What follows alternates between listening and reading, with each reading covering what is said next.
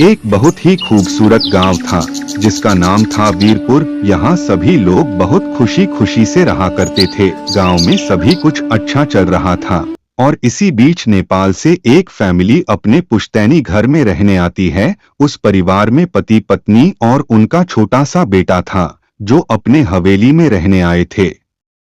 सभी के आते ही गांव वालों में खुशी की लहर दौड़ पड़ी, क्योंकि यह फैमिली कोई और नहीं बल्कि इसी गांव में रहने वाले एक पुराने जमींदार की थी और गांव वाले उनकी बहुत इज्जत करते थे।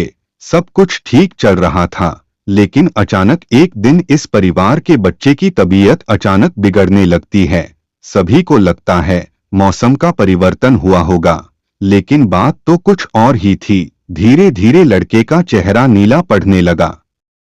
आनन फानन में परिवार ने डॉक्टर को बुलाया और डॉक्टर को भी कुछ समझ नहीं आया तो उसने पास में ही बने एक हॉस्पिटल में उन्हें स्वास्थ्य परीक्षण के लिए आमंत्रित किया ताकि बच्चे की बीमारी का पता लगाया जा सके।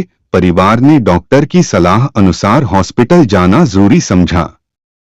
सारे परीक्षण होने के बाद भी कुछ नहीं हासिल हुआ। जैसे ही सारा परिवार गांव पहुंचा तो गांव के कुछ बुजुर्गों ने बच्चे की हालत देखकर उन्हें ओझा के पास जाने को कहा। आज भी गांवों में पुराने रीति रिवाज के अनुसार झाड़ फूंक करके इलाज करने की प्रथा कायम है। परिवार सभी सदस्य बच्चे के लिए ओझा के पास भी जाने को तैयार हो गए। गांव के पास ही पहाड़ी में एक बाबा रहते थे जो कि काली विद्या में भी माहिर थे। जैसे ही उनके आश्रम की सीढ़ियों में वह बच्चा अपने परिवार के साथ पहुंचा तो ओझा जोर जोर से चिल्लाने लगे, तू क्यों आई है? इतने बरसों के बाद भी तेरा बदला शांत नहीं हुआ। यह सब सुनकर बच्चे के माता पिता और गांव वाले दहशत में आ गए। उन्हें समझ नहीं आया कि बाबा को इतना क्रोध क्यों आ रहा है, जबकि उन्हें अभी तक कोई बात बताई नहीं गई। लेकिन बाबा तो काली माया में पारंगत थे। इस वजह से उन्हें रूहानी ताकतों को पहचानना आता था। सभी लोगों ने आश्रम में प्रवेश किया, लेकिन बाबा ने केवल उस बच्चे को पास आने को कहा। बच्चे की हालत बहुत ही खराब थी। उसकी आंखें लाल हो चुकी थी, उसका शरीर नीला दिखाई पड़ रहा था और उसके शरीर का तापमान आम बुखार से कहीं ज्यादा था। ओझा ने विभूति उठाकर के बच्चे के मुंह पर फेंका। बच्चा जमीन पर लेट गया और जोर जोर से हाथ पैर हिलाने लगा। किसी को कुछ नहीं समझा आ रहा था कि बाबा की विभूति से क्या चमत्कार हुआ कि बच्चा अपने आप जमीन पर लेटकर ऐसी हरकतें करने लगा। तभी अचानक बच्चा खड़ा हो जाता है और बहुत ही खूंखार औरत की आवाज में ओझा को उसके पुराने नाम से बुलाया। अरे वो प्रेमनाथ, मैं तुझे नष्ट कर दूंगी। लड़के का ऐसा स्वर सुनकर उसके माँ बाप घबरा गए। लड़के को इस अवस्था में देखकर उन्हें कुछ समझ नहीं आ रहा था कि ऐसा क्यों हो रहा है।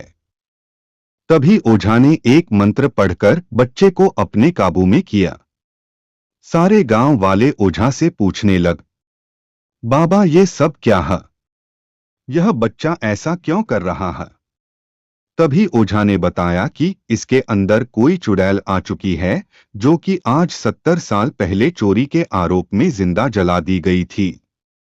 उसे ऐसी सजा देने वाले कोई और नहीं बल्कि इसी बच्चे के दादाजी थे और वह चुड़ैल अपना बदला लेने इसलिए आई है क्योंकि वह गर्भवती अवस्था में जिंदा जली थी और उसके कोख में पल रहा मासूम बच्चा भी जल गया। इसी वजह से वह उस वंश बच्चे को भी दर्दनाक मौत देना चाहती है ताकि उसका बदला पूरा हो सके। ये सारी कहानी जानने के बाद उसके परिवार वाले ओझा के सामने गिड़गिड़ाने लगे और अपने बच्चे की जान की भीख मांगने लगे। तभी ओझा ने अपनी घोर तपस्वी शक्ति से मंत्रों के उच्चारण के साथ उस चुड़ैल को मासूम बच्चे से बाहर निकाल दिया और कुछ ही क्षणों में बच्चा सामान्य हालत में आने लगा। सभी को लगा कि सब कुछ हमेशा के लिए ठीक हो गया, लेकिन यह तो एक शुरुआत थी।